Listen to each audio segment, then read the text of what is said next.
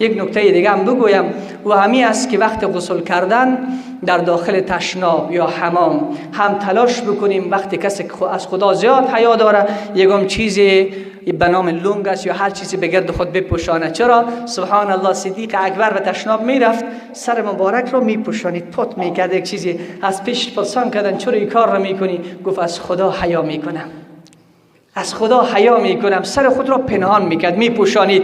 حضرت عثمان داخل تشناب میشد، هر چه تلاش کرد یک روز که لباس خود را از تن خود بیرون کند، هر چه تلاش کرد نتانست. خود خم گرفت، آب به سرش انداخت، بعد بیرون شد با همون لباس. از پیشش پرسان کردن که چرا این کار را کردی؟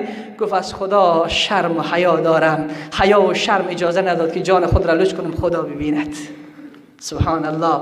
ببینید در خلوت اونها از الله حیا داشتند. اینها همه شاگردان محمد صلی الله علیه و سلم بودند. حضرت جریر ابن عبدالله یوسف امت است، بسیار زیبا صورت بود، بسیار مقبول بود. وقتی در شهر مدینه داخل میشد نقاب میپوشید. از پیشش پرسان کردن چرا این کار میکنی؟ گفت از خدا شرم و حیا دارم. گفت چی اشکال داره که روی تو برهنه باشد؟ گفت به خاطر که نمیخواهم خواهر مسلمان به فتنه بغلطد.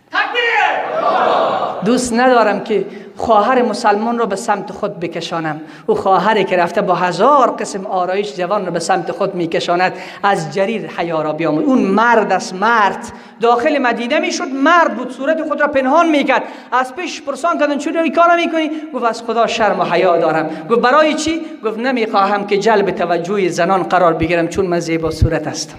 از خدا شرم دارم. الله به جوانان ما شرم نصیب بگرداند، به خواهران ما حیا نصیب بگرداند.